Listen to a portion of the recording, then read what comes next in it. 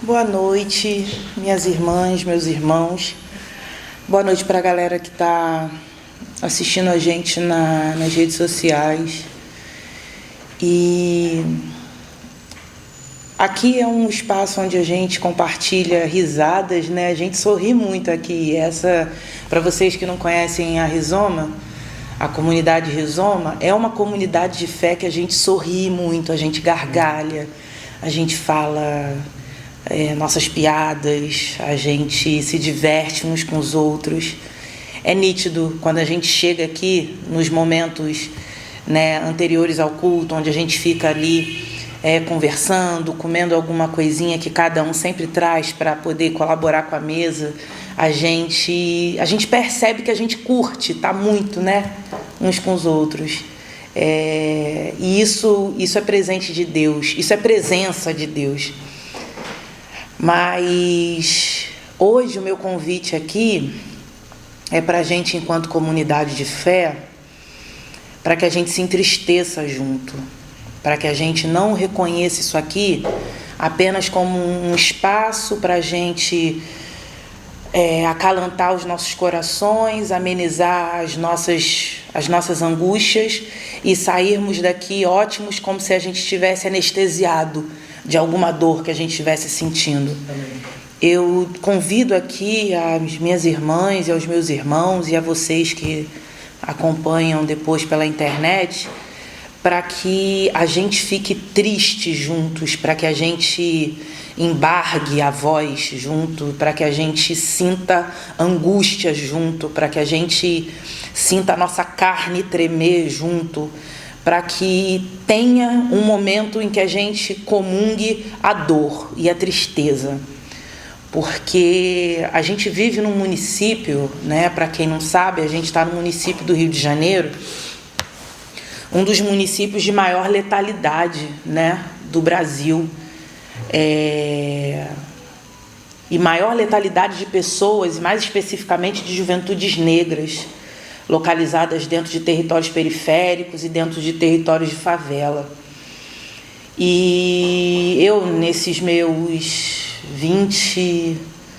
22 anos, né, de caminhada enquanto uma pessoa negra, que se reconhece enquanto uma pessoa negra e que reconhece os impactos de ser uma pessoa negra nesse município letal, nesse município violento, que produz políticas de morte, eu já perdi as contas de quantas vezes eu estive ao lado de mulheres mães, de mulheres de família, de famílias no modo geral, que perderam seus filhos assassinados pelo Estado.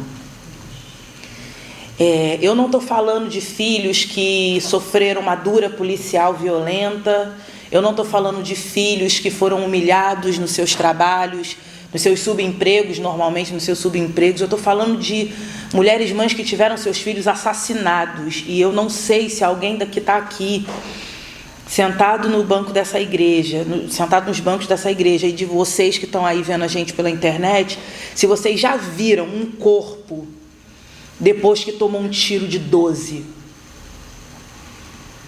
É uma das coisas mais absurdas que você pode ver. Porque arrebenta o corpo todo. Arrebenta o corpo todo. Um tiro de 12, quando atravessa uma pessoa, arrebenta a pessoa toda. E hoje, mais uma mãe teve seu filho, um menino chamado Eros. Eu digo menino porque é a idade do meu filho. O Eros é um jovem morador, que não é mais morador de Santa Marta, porque ele está morto. Ele é um jovem de 24 anos, que deixou um filho de 2 aninhos de idade, deixou uma mãe cardiopata. A mãe dele é uma mulher chamada Mônica. Ela vive com o coração dela com capacidade só de 50%, o coração dela não funciona direito. E me chamou muito a atenção quando eu soube dessa notícia lá, hoje no Santo Amaro, né? Que teve um ato em desagravo dessa morte violenta. Eu lembrei muito do meu pastor Gustavo, que é um homem também cardiopata, é um homem que vive, que faz as lutas que faz, que encampa as lutas que acampa, porém com uma condição de cardiopatia séria e severa, e que talvez ele, se pensasse de forma egoísta, ele teria razão de falar: eu não vou me meter nas lutas e nas brigas que eu me meto, porque meu coração não funciona bem. Seria justificável esse egoísmo, vamos dizer assim, que na verdade não é um egoísmo, é uma autopreservação, e no entanto ele encampa lutas e está diante aí de tantas frentes por conta do Evangelho de Cristo. Amém. E quando eu conheci essa mulher hoje, tive a oportunidade de vê-la e vi essa mulher falando que ela estava há 13 dias numa UTI, por conta da sua condição, né, de uma pessoa cardiopata, e quando ela sai, uma semana depois, o filho dela é assassinado. Não tem como a nossa igreja entoar cânticos de alegria no dia de hoje, porque Jesus Cristo de Nazaré, hoje, estava presente naquele ato, como esteve presente, né, nessa sexta-feira, que foi o dia que esse rapaz foi assassinado por uma operação ilegal que aconteceu dentro daquela comunidade. Jesus estava lá naquela comunidade quando aquele povo começou o corre-corre, e se uma pessoa só foi assassinada, é porque o Espírito Santo do Senhor guardou os outros corpos, porque senão a mortandade certamente seria maior. A nossa igreja tem compromisso com o Evangelho do Cristo libertador, do Cristo que tem lado, o Cristo que chora ao lado dessa mãe. Então a nossa igreja precisa chorar junto com essa família. E eu queria convidar a gente agora a ficar de pé. E se a gente pudesse se aproximar uns dos outros, dar as mãos, ficar perto, se abraçar, se aninhar um nos braços do outro e clamar pelo sangue do Calvário, o sangue do Cordeiro que verteu vida, porque quando Jesus Cristo foi assassinado pelo Império Romano, ele morreu para que a gente tivesse vida em abundância. E a vida em abundância se coloca contra esse estado genocida que assassina pessoas por conta do lugar que elas moram, por conta da cor da pele delas e por conta da sua origem empobrecida. Então, queria que a gente agora juntos orássemos pela vida dessa mãe chamada Mônica, que perdeu um filho. Eu tenho um filho, gente. Eu tenho um filho de 25 anos, eu tenho um filho de 23 anos, eu tenho uma filha de 24 anos.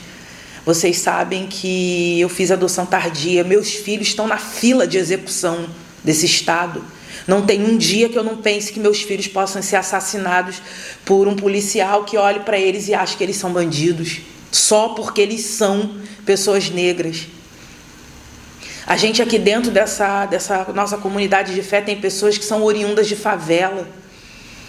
A gente aqui sabe, tem pessoas aqui nessa comunidade de fé que vivem na pele o que é não poder sair de casa porque sabe que pode tomar um tiro, ou pode tomar um tapa na cara, pode tomar um esculacho que não tem precedente dentro das comunidades que a gente mora. A gente vive aqui ao lado de pessoas que às vezes não podem sair das suas casas porque têm medo de serem assassinadas. E Jesus não tem relação com esse estado genocida. Jesus tem relação com a vida. Então vamos clamar por vida. Tanto na favela do Santo Amaro, na favela da Rocinha, em Antares, em Senador Camará, aqui no Cantagalo, Pavãozinho, Babilônia, todas as favelas do município do Rio de Janeiro. Vamos clamar por justiça e vamos clamar, sobretudo, para que hoje, pelo menos hoje, haja consolo no coração dessa mulher e das tantas mulheres que perderam seus filhos. Vamos orar.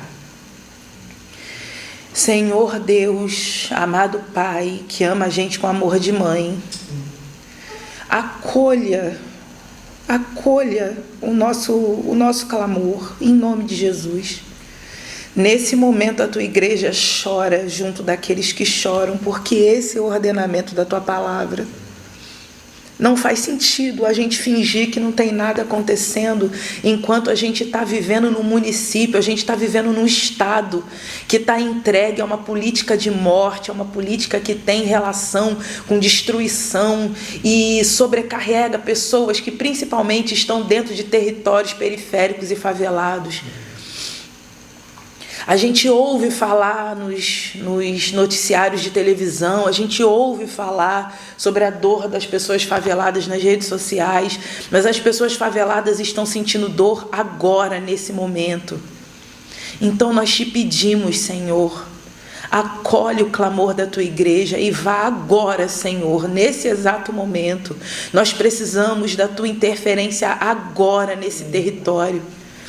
A gente precisa da tua interferência nesse momento, em cada beco, em cada viela daquele território. E, sobretudo, Senhor, guarda aquele povo da retaliação de uma instituição que é violenta com pessoas que mais precisariam de cuidados.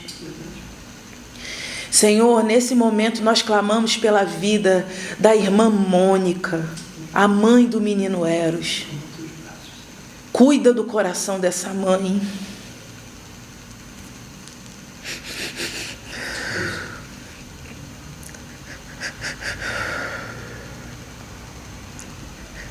Cuida do coração dessa mulher. Está sem brilho no olhar, essa mulher. Ela não consegue andar sem pessoas estarem amparando ela. Ela não consegue respirar direito, ela está hiperventilando de tanta ansiedade. Ela está com o corpo completamente curvo por conta das dores que ela está sentindo, porque o sofrimento dela já escorreu para o corpo. Ela não consegue tocar direito o próprio corpo porque a pele dela está ardendo. Ela mesmo disse que a sua pele está ardendo porque ela está sentindo dor em cada pedacinho do corpo dela. Ela relatou que ela está sentindo dor no couro cabeludo até a planta dos pés. Dores que ela nunca sentiu, mas que ela começou a sentir agora depois que ela teve o filho dela assassinado por esse Estado que deveria garantir alimentação, educação, saúde e, sobretudo, segurança pública para as pessoas dessa cidade e desse estado. Mas, infelizmente, a gente vive num estado que está sendo orquestrado para poder garantir ainda mais insegurança para as pessoas que mais precisam. Cuida do pai desse rapaz. Eu esqueci o nome do pai dele agora, mas o Senhor sabe. Cuida do pai dele. Esse homem que teve que agitar todo o sepultamento do filho e que ainda não conseguiu parar para chorar. Esse homem que agora a gente precisa orar pela segurança dele, porque ele deu algumas entrevistas para grandes meios de comunicação e a gente sabe que, infelizmente, ele pode sofrer retaliação daqueles que assassinaram seu filho. Guarda esse homem em segurança. Acampa teus anjos ao redor da família do Eros, Senhor, e não deixe, Senhor, que a maldade do homem mau e do homem perverso e do homem violento faça com que essa família chore ainda mais. Guarda aquelas pessoas daquela favela, Senhor, uma favela que tem uma proeminência em educação, cultura, esporte, lazer, para aquelas pessoas. Aquilo que o Estado não faz, existem pessoas lá dentro produzindo arte e cultura de qualidade dentro daquela comunidade. Guarda, Senhor, esses fazedores de cultura, guarda essas pessoas de movimentos sociais. Muitos deles, Senhor, têm mais compromisso com a justiça de que muita gente que está construindo esses castelos dessas corporações evangélicas que só querem saber de igrejas cheias, só querem saber do dízimo de pessoas pobres, mas estão pouco se importando com o evangelho de justiça que o Senhor propagou para a gente. Ajuda, Senhor, as pessoas daquela comunidade que eram amigas desse rapaz que foi assassinado. Tem muita gente chorando agora, tem muita gente agora destruída, Senhor, por dentro, porque eles sabem que eles estão na mira. Eles sabem que eles estão na fila de execução. Senhor, Altera, Senhor, o status quo desse estado. Altera, Senhor, a mentalidade das pessoas que estão nos equipamentos públicos. Altera, Senhor, o status quo dos governantes. Faz uma revolução, Senhor, através de nós, a tua igreja. Faz uma revolução para que a gente, Senhor, consiga atuar junto a essas comunidades como cidadãos que somos. Mas sobretudo como cidadãos do reino, porque a gente acredita, Senhor, que o teu reino é um reino de paz, alegria e justiça. Dê para a gente, Senhor, uma sede por justiça jamais vista. E que para a tua igreja, Senhor, e que para a tua igreja tenha responsabilidade na justiça que vai ser implementada nesses territórios.